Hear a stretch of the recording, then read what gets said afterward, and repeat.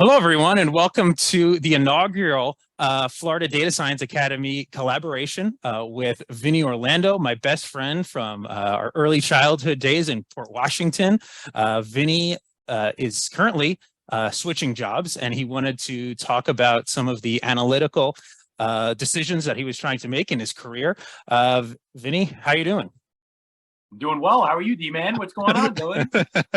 Good. Would you be kind enough to walk us through some of the Excel tutorials and decisions financially of your white collar and your blue collar job of what you've been working through the last couple months? Yeah, absolutely. So, to give a little background, I'm coming from a white collar job. I was with a fire protection company, office job, Monday to Friday, 8 to 5 type of gig, behind a computer. Started at the bottom, worked my way all the way up to the top. Became my director of operations right hand man. Director of operations got promoted. I followed in his footsteps. Trying to follow that just white collar chain of hierarchy where everybody wants to make more money. We're all in the business to make more money. So what I was tasked with, and kind of what I was troubled with, should I say, is I received an offer with a city job. I took a test about 7 years ago for a city job. A city job in the city of New York, should we say, is one of the best jobs that I've been told is out there. It's like hitting the lotto. You have over 100,000 people take a test for a job, and to get called it's like hitting the lottery. They call I don't know, 1,000 people a year out of over 100,000 that take the test. So I kind of was troubled because I was in a good position where I established myself at this place of employment. I worked my way all the way to the top. And I there was still more room for growth. And my biggest fear is complacency. So for me, I wanted to keep moving where I didn't know much about the blue collar side of the job that I was going to go into, or should I say, I was looking into. So I was a little bit scared. I was scared, and I started weighing my current employer at the time versus the city job. What the benefits were.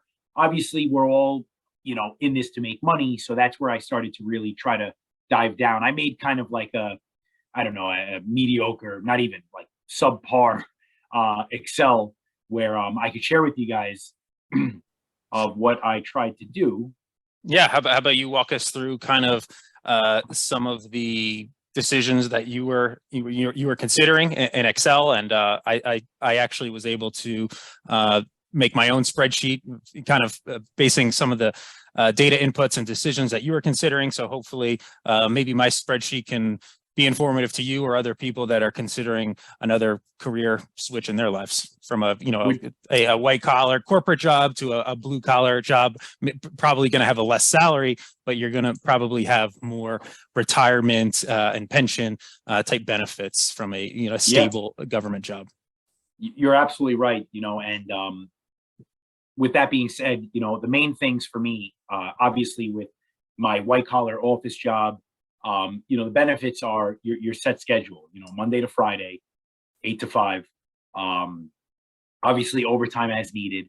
As you move up the chart, you don't really have vacations as much and holidays and things like that. You work to ensure that you're hitting your targets, your goals, whatever is set forth, for you. Cool. How about you want to share your screen and we can take a look at some of the decisions? Yes, just enable, if you can enable share screen, share screen. Multiple participants. All right. How about now? All right, here we go.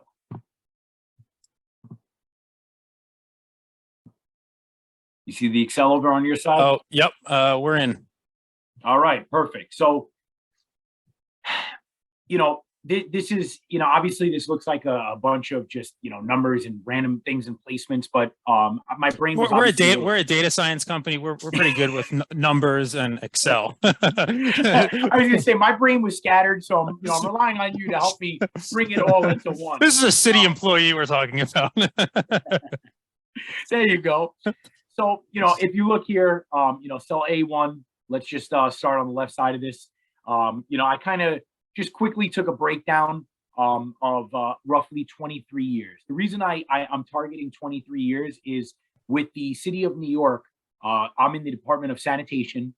Department of Sanitation offers a pension program after, 22 and a half years. So you put 22 and a half years in, and then after that, you retire with your pension. Now, each contract that is put out in a union job, in the city job, is different tiers. My current tier, which I just found out today, actually, is the last 9 years that we work. Our pension is based off of our best averaged 5 years. So originally, I thought it was best average 3 consecutive years. So what I did is I said, how much money could I make in 22 and a half years? 23 for argument's sake. I put each year here, and then at the time in 2021, AF stands for it stands for Academy Fire. Okay, so that's going to be your white collar corporate job. Yes, this is my white collar corporate job that I've been employed at for the past 8 years. Unbelievable company, took me to new levels in my life. Absolutely amazing company to work for. In 2021, I was at $80,000 annually. I was on an annually salary, but I was allotted a bonus structure. My bonus structure at the time was $25,000. Now, the bonus structure was not guaranteed. It was based over, basically, in a nutshell, the whole company. We hit our targets, we hit our numbers, we bill our revenue, we hit our revenue numbers, our profit margin numbers, etc. Obviously, there's little asterisks and everything. There's so much data that goes into that. But my average annual bonus in 2021 was 25 grand. Prior to 2021, I've hit every single bonus 100%, where I was paid out in full. Obviously, COVID kind of just changed the way of the world, as we know. So, in 2021, we didn't get our full 100% of the bonus. We got about 70%. And with that being said, I kind of just here, again, it's not accurate numbers, but at first, I don't know what I was doing. I kind of just took of what I anticipated where I was and where I would be with an annual salary. Where if you look in cell H1, this kind of got a little bit more realistic. So, if I was to kind of just hide this, it shows you of how my not expertise area was. And then, I kind of just shifted into this area. So your data inputs in any model are probably going to be pretty important in trying to determine whatever scenario or simulation you're trying to do. Collect good data is probably important. Yes, exactly. That's where I got you, man. That's where I got you. So can you hire me as a consultant or something? Why am I doing this for free? Absolutely. With that being said, I kind of just revamped it. When I was preparing to leave, I was offered a higher position. I was offered director of ops, vice president of ops as things progressed. So with that being said, things started to change. My salary that I was offered was $115 with a $30,000 bonus. And again, this is the white collar job, and then the bonuses that I was offered. Are you guaranteed bonuses? Absolutely not. But being there, I was there for 8 years. 5 years as a manager, 4 of the 5 years we hit 100% of our bonuses. Again, so it looks like you have in cell I, those are your fire protection corporate salaries. You have your bonuses. Yep. Looks like they're increasing over time. There's some variability in the maybe first 5 or so years, but it seems like you are maybe in the last 20 years of the model, you're hitting those benchmarks. That looks a good interpretation of things. That's actually spot on. Exactly. I kind of just here, I kind of gauged of what I thought would be increases, which may not be accurate. But as you can see, I left myself at a base of 175 for the remainder of my career, just because I was hesitant to go above that. As I said earlier, having the fear of complacency, I would anticipate going above this, but I figured this would be, kind of just a safety net for myself. Well, looks probably most corporate jobs have some ceiling sort of the top Agreed. Employees get something. You can only move up so high in the company, I would assume. Agreed. Absolutely. So if you factor, column I and column J in, that's kind of where I was.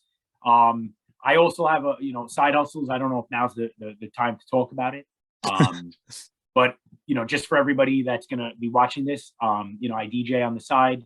I kind of put in here what I make cash versus what I make on the books, and I did that for gross versus net salary. I think that's a realistic scenario. A lot of people have, other jobs and side hustles and other ways of making money. Probably, maybe. I mean, in today's day and age, you have to in order just to survive, just to survive.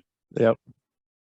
So, I factored all of this in. Obviously, I took the totals of Academy Fire, my bonuses, and then the DJing on the books, because again, everything has to be reported to the IRS. You know what I'm saying? So, I kind of gauged there. Again, these numbers were based off of the cells that we hid, but if you look here, you're averaging over the next 23 years, $6.3 million. Again, this was a little off prior to our discussion, but 6.3 million in the next 22 years. That's Okay. low. I put low bowling here because obviously it was 4.7 before, which clearly I absolutely low bowled. So that there's that. If you go to column N and column O, sanitation, city job. I could go into the benefits of the white collar versus the city job. White collar, again, Monday to Friday, 8 to 5. Vacation is very flexible. PTO, very flexible. So obviously, in this scenario, we're only focusing on financial aspects of a job, but like everybody knows, there are lifestyle well-being factors that are difficult to quantify. I'm actually considering about making maybe a follow-up tutorial, kind of considering those lifestyle factors of well-being. But in this scenario, we're only focusing on strictly tangible financial aspects.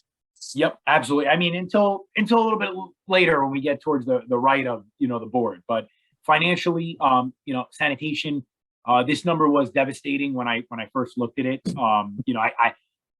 You're talking about going from 115 annual salary to a $40,000 annual salary. That's a massive pay cut to take.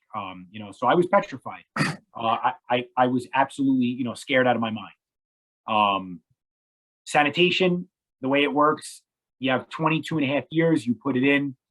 Everything is not based on productivity, where in the white collar job, your increases are based on productivity, your promotions based on productivity. City job is more of, you have to take a test. You take a test to move up.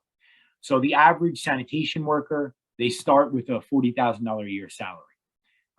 What's not accounted for in here, there's overtime. There's other ways to make money within the department that are not accounted for in your annual salary. Is it detrimental? A detrimental difference? Not really. Your first couple of years, your first few years, should I say? So sanitation, your first year, you're at $40,000. In 6 months, you get a raise. Your raise is $4,000. I kind of put it. I thought it was 2 years, so I was incorrect here, as you can see. So you get $44,000 annually. Your next raise, and again, I'm finding this all out as I enter this. But your next raise is, 3.5 years, 4.5 years, and then your top pay is 5.5 years. 5.5 years top pay currently for a sanitation worker is $83,465 a year. This does not account for overtime. This does not account for anything else that pays additional in the department. Also, our contract is currently open right now. The Department of Sanitation has not solidified a new contract with the city of New York. So, obviously with inflation and everything that we're dealing with right now, that will be accounted for, hopefully in a progressive way. So what I did here is I put overtime. Reason being is sanitation, that's the first line of defense for the city of New York. You have your snow, we're the largest snow removal organization in the entire country. Come the winter, we're doing 12-hour shifts, 13-hour shifts just to make sure that streets of New York are clean. Emergency workers, essential workers can't get to work without the streets being, plowed. So again, we're out there 12, 13 hours a day doing this. So with that being said, I kind of gauged in 22 and a half years of I did not account for inflation. I did not account for new contract increases. Again, because I wanted to lowball it, because I wanted to scare myself into. And I think it's okay to probably not account for inflation. If you're not accounting, as long as everything is standardized, essentially. So if your expenses and your overtime and your retirement, if we're not accounting for inflation for all of those variables, I think it's probably appropriate. I think what would be difficult is if you accounted for inflation, maybe for your salary, but you didn't account for inflation in your expenses, then it would be a problem. But I think probably as a rough estimate, I think it would probably be okay to not account for inflation as long as you're doing it for all of the factors or variables in your assessment. Agreed. Absolutely. Cool. So it looks like so when you're saying, hey, do I stay with a corporate job or do I switch over to a blue collar sanitation job? What are you just strictly looking at hey, corporate is paying me 6.3 million over the next 20 or so years, sanitation's paying me about 1.7 million. Hey, stick with the Academy Fire. You're getting paid more. So what I did is I backed out the DJ, side hustle, and I compared apples to apples. Okay. Where you have right, because the sanitation job, you don't have a side hustle opportunity, it looks like. Yes, you do not. So I kind of just, I got rid of the side hustle and I started comparing it apples to apples, where it became, 4.7. I mean, for argument's sake, 4.75. Okay. Verse in 2.4. Okay, so corporate. So the corporate side of this, I mean, you're almost $2 million, a little more than $2 million more in the next 22 years. So, that's what was scaring me. That's actually what prolonged me, even taking a city gig. So again, I knew that these were low bowling numbers where, as I learned, your overtime and other tasks that you're given and you're allotted more money as you do them, it kind of started to skew the numbers where I said to myself, okay, it's a $2 million difference. But if I can make, 1.5 of that back with a side hustle, I started saying, okay, it's $1 million difference over 22 years. So then I'm going to skip ahead to right here in retirement. With sanitation, you're offered a pension plan. And everybody preaches and prays to me. I had all these people talking to me in my ear, chirping in my ear of you need the pension, you need the pension. When you retire with sanitation, you are given 50% of your best, your best averaged 5 years over the last 9 years of your career. Very confusing. Last 9 years, right? Average your best 5 years, you're given 50%. Okay. So it's very confusing. But the average sanitation worker right now could be making anywhere from, and again, this does not account for if you become a supervisor or a superintendent. If you move up the ladder in sanitation, obviously more responsibility. Well, you did in factor in, the first 5 years where you had an increase in salary. Yes. So this is just your average sanitation worker. This doesn't account for if you're a supervisor or a superintendent. So that's just experience, really. It's not even promotion based. Okay. It's a little bit of both, actually. To become a supervisor, you have to take a test. To become a superintendent, you have to take a test. So you're actually still getting a promotion based on a test, and you're allotted more money. So just to give you an idea, and this is something maybe we'll have to review again, another time from now, but a supervisor, a step up from a sanitation worker, a supervisor, their starting bottom pay is a sanitation worker's top pay. Okay. So a supervisor would start at $83,000 and their top pay might be $120,000. Okay. So there's room for growth in the Department of Sanitation and room for more money if you're willing to take the test and the more responsibility. So it looks like, just a rough estimate, when you said the kind of 50% of your highest, years, I'm thinking, okay, 50% of 80,000 would be 40. It looks like maybe you did a retirement that was 50% of if you were a supervisor. Did I interpret that right? Or very, very close, actually, because sanitation workers are offered overtime. So what I did is I factored in the overtime on. Okay, so does a pension, your best year is incorporating overtime? Yes. Okay. Yes. So basically, I took the average sanitation worker. When you're a few years in, you're making anywhere from 120 to 150. I Okay. took the higher side of it. I took the 150 side because, again, I know me as an individual, and I'm speaking on my own behalf. I'm going to make sure that I do as much overtime as I can, as much, I want to work on my days off. I want to work as much as I can to maximize, my pocket. Mm. So I went a little high on this, and I said that my retirement would be gauged at $75,000. Now, to the day I die, I am given a paycheck for my pension. After putting in 22 and a half years of service with the Department of Sanitation, I'm given a pension. This is on the higher side of it. And again, you're right. I did factor in if I become a supervisor, I put in a little bit higher just because I know that that's what I want to do. So, I factored in that I would be averaging for the rest of my life after retirement, $75,000 a year. So if you look at that $75,000 a year over, and I put here, God willing, I live until 80 years, at least. I like to hit the triple digits. But that's another $2 million right there. So if I take you back, I was $1 million off between my white collar versus my blue collar. I was about a 1.5 off.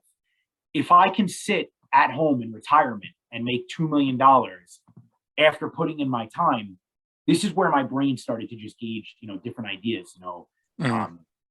I started to say to myself too, 22 and a half years, I'd be roughly 53 years old. Then I started to factor in, and you may be well versed in this because I'm not, but Social Security doesn't hit until you're a certain age. I started to factor in this, if I work with a private company, a white collar job, I have to work until Social Security kicks in, which, if I'm not mistaken, it's 65. Around that Right. age. Yeah. Is it? And do you also have to be retired? I think I'm not totally sure on all of the details. You might be. I'm not sure. It's funny because I don't think you have to be retired. I think Social Security hits when you hit a certain age. So I thought about that. We're talking, I can retire at 53 here versus, 65.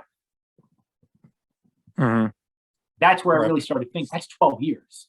Right. So it looks like if I could maybe synthesize, you would make more money in a corporate job, but you are really valuing the end of life retirement security and of a pension, type blue collar job. It's hard to, you can put a price on the value of the pension, but it also has intangible factors that are just really great. And I'm sure it causes you a lot of, financial and, well-being security. You have to have that pension. It's almost priceless to some extent. Yeah, no, you're absolutely right. Absolutely. Cool. Well, thanks, Vin. So this is Vinny's model. We're going to put it up on the website if he lets me. We'll put this spreadsheet up. And now, Vin, how about I can share my screen, and I was able to take some of the data inputs that you gave me. I kind of added a couple different variables and other kind of simulations to, make things maybe a little bit more interesting, hopefully, or informative. So you ready? Yes, I'm ready. All right, let's do it. All right, so I am going to now share my screen, and we're going to do, let's see. All right. All right. We're looking good? Looking good. I see it. Okay. Cool. So I have a lot of different variables. Let's, so a couple of modeling philosophies. Generally, you want a simple model. You don't want 9 million parameters because it causes more difficulties mathematically, particularly if you're trying to estimate or predict things into the future. But it's also not interpretable just for scientists and people that are trying to work with models. So maybe I over parameterized a little bit. We probably could have made this a little bit simpler, but I think the general principles are good. Another important modeling philosophy is all models are wrong, some are useful. So there is no perfect model. Nobody can predict the future. I can't predict perfectly what Vinny's going to get paid in the future. We can only estimate things, and there's always uncertainty around our estimates, so can't be sure. Another modeling philosophy is okay, my model's wrong. Let's take a look at yours. So we can only make decisions based off of the information that we have, and it's very easy to critique people's models. But if you don't have anything better, you don't really have much of a leg to stand on. So we have so this is my spreadsheet. We have the corporate tab on, you can see here, and then we're going to move on to the sanitation tab later on. So first off, we have the corporate salary on column B, and you can see that we had in gray. These are, I grade these out because these are kind of the things that we're saying with the most confidence. So when we go from year 2027 down to 2060, if we double click on here, we see that there's some uncertainty in Vinny's salary. So what is this uncertainty based off of? Well, I had an employment status. So unfortunately, Vinny, in my model, there's a chance that you get fired. Oh my God. But I thought it was realistic because in a corporate job, it's not guaranteed. In a government blue collar job, I mean, it's one of the safest jobs in the world, and especially in sanitation, that's always going to be a market for that job. So in the sanitation model, there was no uncertainty in employment status, but in the corporate job, we had some uncertainty. So what's going on in these corporate salaries? Well, if you double click on these cells that aren't gray, the gray ones I had finite definite values. But in the later years, we had some if statements. So, for example, if the cell in B8, so if your previous year, if you weren't fired in your previous year, then we are going to give you a certain salary. But you can see that most of the uncertainty is in these kind of latter portions of the if statement. So what exactly is going on in here? Well, I said there was a 97% chance Vinny stays employed in 1 year. So there's only a 3% chance of getting fired. I don't know, Vinny, you think there's a 3% chance? Again, like I said, all models are wrong. Some are useful. Vinny, we can change the numbers right now if we need to. I thought that a 3% chance, that's kind of like once in your lifetime you get fired. I agree. And it doesn't even necessarily have to be fired. It can be like, hey, the company goes bankrupt. If there's a new CEO that comes in and just gets rid of everybody and puts in his own team. It doesn't necessarily have to be, somebody slacked off. I mean, sometimes they're great employees that lose their jobs because the company went bankrupt. So I said, it's a 3% chance of getting fired. So basically, you have in this cell in column F where we're generating random numbers. So if you use this rand function, it's selecting a random number from between 0 and 1. So anything that was less than 97, that means Vinny's going to stay employed. If value is greater than 97, that means you get fired. So right now we didn't have any scenarios where there was a firing situation. But if you want to work, but we can do a couple different simulations when you're using random numbers in Excel. So if you're on a PC and you click F9, you can see that the values change. So let's say, for example, in the year 2046, okay, so Vinny's salary was 0. What happened? Well, you can see that when we selected that random number in employment status, we got a value of 1, which is obviously greater than 0.97. So Vinny, unfortunately, didn't work out that year. And you can see that your bonus, you lose your bonus also because the bonus is kind of dependent on the salary.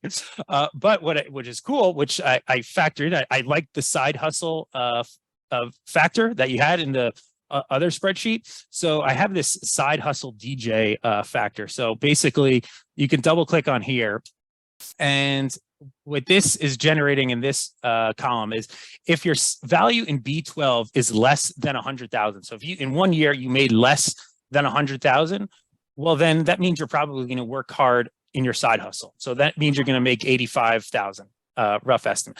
So, but if you're making more than 175,000, excuse me, if you're making more than 100,000, oh, sorry, that was less than 100,000. If you're making between 100,000 and 175,000, you're not, you can do a little bit of a side hustle, not that much. So I said 40,000. But if you're making over 175,000, why am I going to be bothered DJing? I'm making enough money. I don't care. Agreed. Yeah. So then you would make zero. So you can see in these kind of, you know, yeah, maybe in your initial years, okay, you're doing a little bit of side hustle on the scenario on the side, but you know, now you're the head of the company. There's no point in being a DJ, but it's valuable. If there was any employment uncertainty, you could look. You can see in this model, and then it picks up because this cell is dependent on the column in column B. Now you're making 85,000 because you were able to pick up the side hustle for the corporate job. So that's kind of cool. I like that. You know, and it gives you, you know, a little bit more job security, you would think, if even though there's more uncertainty overall in the corporate job. And then I also had, you know, generally I would assume that if you weren't working the previous year, you probably wouldn't make as much money as you were, you know, so you did have a initial pay cut, but then you jump back up to your, you know, 175,000. And I think you mentioned in the other tutorial that your bonus was kind of variable. So basically we're generating some random numbers here.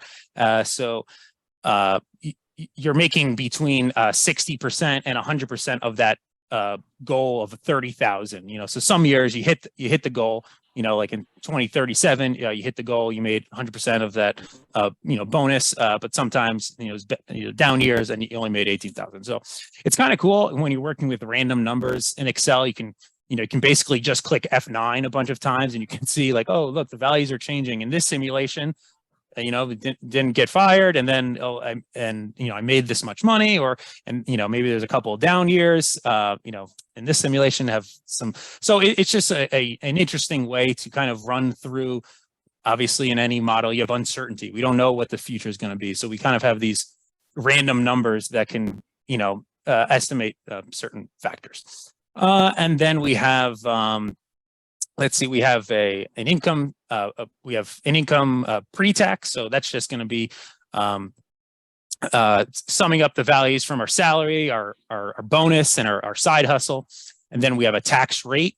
So basically you can have, this is just going off the federal income tax brackets, you know, making over 500,000, you're getting taxed 37% or 35% and so on. We can move.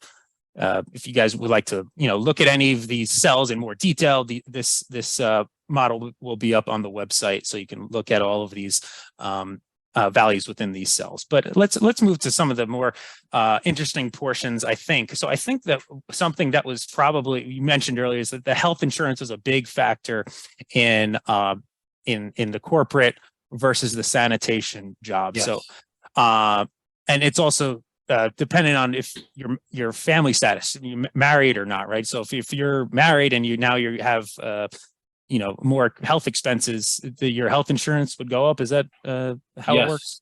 Correct. Right. So I think we talked about that the other day, but so basically, you know, I have this married variable, but you have. So, you know, if the values if, you know, it's a 0 or a 1. So if you're not married, well, then basically it's going to be, I think, what'd you say, it was $30 a week? Was that the insurance? Roughly. Yeah. Just about. Yep. Right. So, you know, basically, you know, 30 times 50. And then I put in an extra 3,000 just for regular kind of, I don't know, whether that's co-pays or things that weren't covered by insurance, ER visits, you know, whatever, just other factors. Yep. So would you say that 4,500 per year is, you know, in a corporate job is a decent health bill for the year? I think you're actually spot on with that. Okay. Cool. And then how about now, we're still kind of young. Congratulations, Vinny. We'll be getting married pretty Ah, soon. thanks, man. So and now we'll probably have more information in a couple months or years. But I think we discussed it was like $150 per month for a family. Yeah. Yep, that's right.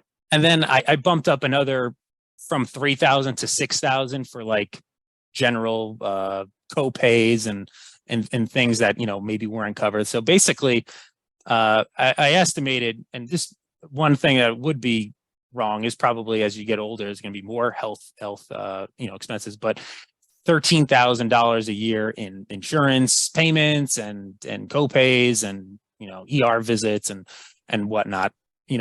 Maybe Vin, you think that's high, low? What do you think about that? I think you're spot on, man. I mean, the only outside factor would be, having children, in Right. addition to this, which kids are expensive, but you're spot on with this. And so then the big thing is, okay, well, we can look at how much money we make now, pre-tax income. So this is just adding up, right? Like, we did earlier, the salary and the bonus and the, your side hustles. But we can add that up and, for, it's either 2060. So this is 40 years, you're making $7.6 million. But that's, pre-tax. And then we have an after tax. So that gets knocked down to 4.8. Obviously making more money is great, but then you have to pay more taxes, which can, causes a problem. But so Vin, you said that the retirement in your corporate position was you can save up to 10% and then your company matches you 3%. You can save up, you could put in as much as you want.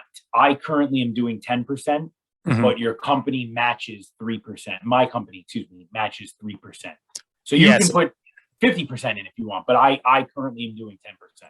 Yeah, so I have an if statement in here. Like if after taxes you're making over 100,000 or making over 150 or making over 170, you make more money. I assume that you could probably save more. So it can't. This variable can change, and then we're adding this 3%. Obviously, company can only match you if you're not fired. So that variable gets taken into account. So. And then your savings is, how much did you make that year, and then that retirement rate, and then how much your company is matching it. So, okay, now we know what the savings is, but hopefully we get to put that in a retirement, and it has the exponential growth and through the stock market. So, what I did, and I'm sure people can do this assessment in different ways, but we had all of the savings. Then what I did was I had a net savings. So basically we're taking the total savings, then we're subtracting how much you lost from health insurance and the health factors. And then the net savings is basically, just the difference between those two factors. And then hopefully you can just put all of that in a retirement fund. So in cell P1, that's just basically what your net savings is. But what's nice about retirement is you get to put in money every year, but it's growing.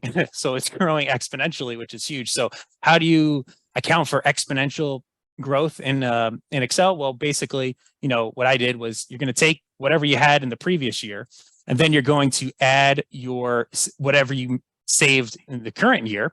And then, so the formula for exponential growth is whatever your how much money you have, you're going to multiply 2.718, which is, if you're familiar with the variable E, that's that mathematical term that shows up in a lot of different formulas. And then you're just raising it to 0.06, which is 6% every year in the stock market is the average. And then, and then plus whatever you saved that year. So you're making 6% on your previous year, and then you're adding the current year. So this is going to happen like every year.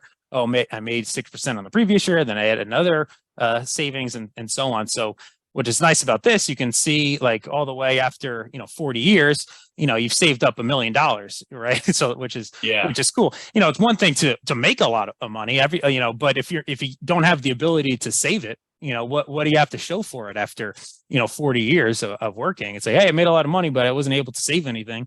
Well, you're probably going to have to work for, a long time in the future. So, that's most of it. Is that anything that looks at a place, Finn, or is that kind of interesting? Or I'm kind of speechless right now, man. I mean, this is unbelievable. I mean, the first thing that I'm thinking about is just the fact that you're able to put, a certain amount minus a certain amount, and factor in, the percentages of. My mind is spinning right now. This is unbelievable. Well, hopefully this is helpful. This is awesome, man. I wish I would have known how to get this in depth. This is crazy.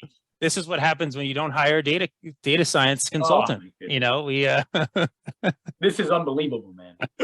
All right. Well, I don't want to make this too long. I hopefully will be like maybe another 10 minutes. I did have some interesting things. So, what I was doing is like, so again, you're clicking F9, you're seeing how we could, seeing how different terms are changing. But what is cool, what I kind of assumed in this model is, essentially you want to save $1 million in your, over the course of your career, because if you have $1 million, I mean, I'm sure there are different financial advisors who say, oh, you need this much or this much, how many kids you have, and so on. But I'm just assuming if you have $1 million and you're making 6% a year on that, well, then you're making 60,000. So and then you can add on maybe Social Security. And then it's like, hey, that is, now you're making maybe 70,000 or something. So that's roughly, something that's livable. So you can see, and now if in different simulations, so this yellow value in the retirement column, that's just summing up, or not summing, that's what you have after 40 years of working. So I was kind of assuming, if you have $1 million, you're good to go. So then in this next year, so this have these factors down here, which are your retirement years. So basically your retirement after income tax. So, all right, so we have our retirement, and then, which is, being referenced from this cell. And then what is your retirement income? Well, I was like, well, if you're going to make 6% off of your retirement every year, let's say you only want to take out 5%. So like, I have $1 million. I made 60,000 off of just the stock market. I'm only going to take 5% as opposed to the entire 6%. So I was like, all right, we're going to take that value. We're only going to take 5%.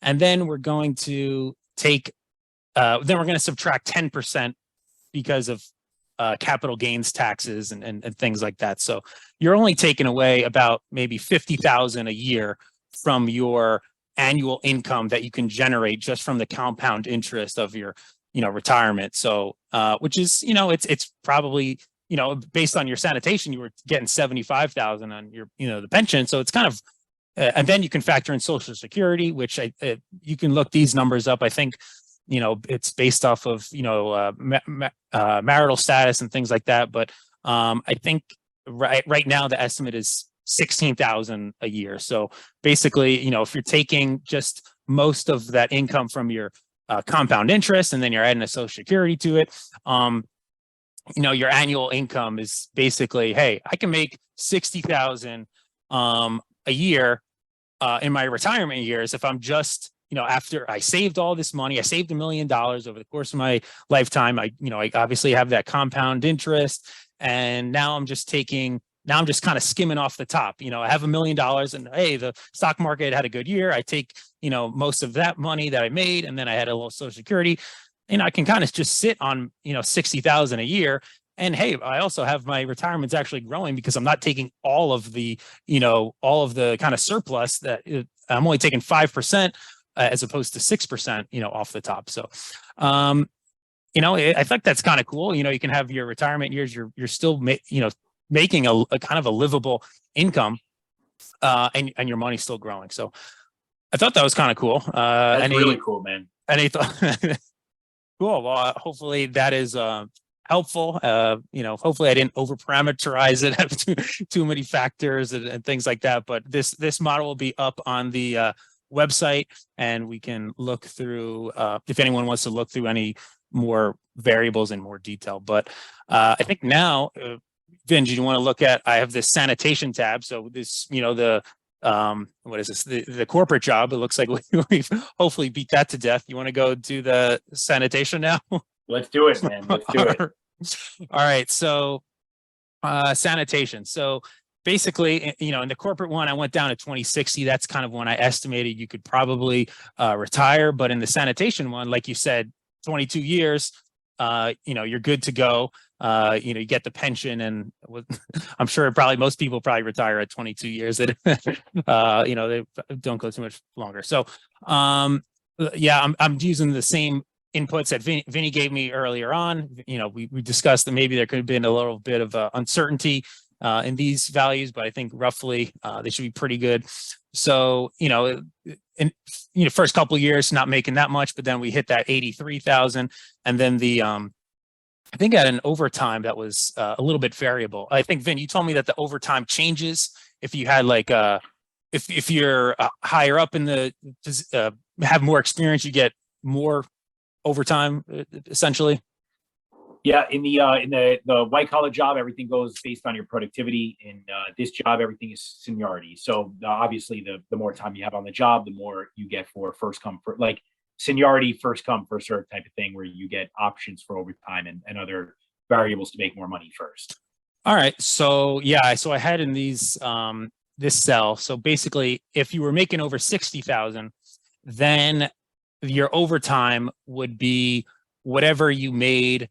So if you're making less than 60,000, your overtime would be 25% of your salary. So you can see in like these cells, okay, I'm making 40,000. Well, 25%, I'm making 10,000 in overtime. But if you're making over 60,000, so you have a little bit more seniority, now your overtime is half of your salary. So you can see now you're making a little over 80,000. Your overtime is a little bit over 40,000. So it's proportional to what your salary is. So if you have a higher salary, you make more overtime. Like we mentioned, the corporate job, we had that side hustle variable, which is basically only, based off of how much you're making or, your employment status. Sanitation assumes total job security, no uncertainty there. But the side hustle variable was basically just relative to whatever your salary was. So, if you're making less than 60,000, I said, hey, you're probably going to put in more time on your side hustle. If you're making over 60,000, probably not going to, put that much time in. But again, in a sanitation job, probably, Vin, you said that, it's physically demanding and the hours can be tough. Yes. It's hard to be DJing till 3 o'clock in the morning if you need to go, be out on the streets at 5 o'clock in the morning, right? Absolutely. You got to be responsible. You can't drive a 65, 1,000-pound truck with a few hours of sleep. So. Right. So the side hustle is a little bit smaller here. But we have the income tax, before tax, and then we have the tax rate. The one thing about sanitation, your salary is a little lower, but you're paying less taxes, a lower tax bracket, which is kind of cool. So, income after tax is about 100,000. But I think after taxes, it was generally in the corporate job around 130,000, which maybe it doesn't seem as much of a difference, but maybe some of that is due to your lower tax bracket.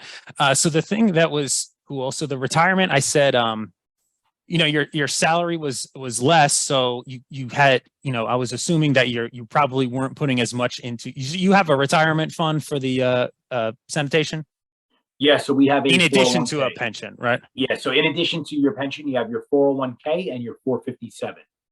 So right, so I said, hey, retirement, let's say it's 5%. I just assumed that would be a little less because you didn't. I don't know if you have the same corporate, matching, or if no. Okay, right. So you're correct.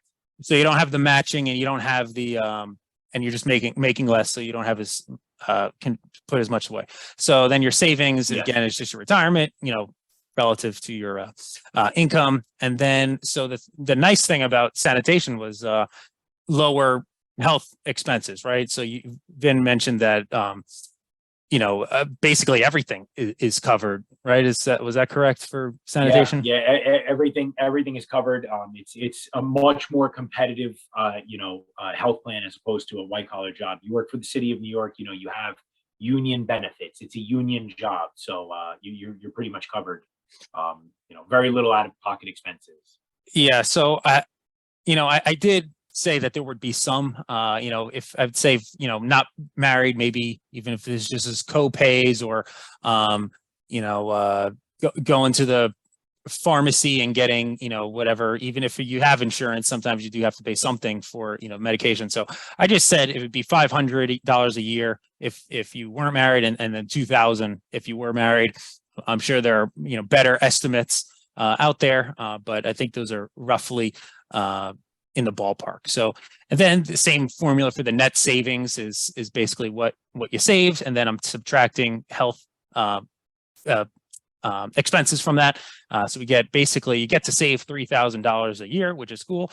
And so because you're saving money, you can still have a retirement. You're not making as high of a salary in this position, but you do have the ability. You have less expenses. You have less health insurance expenses, so you can still have a retirement. It's the same formula. Basically you're just adding 3,000 to it every year, and then you're taking 6%.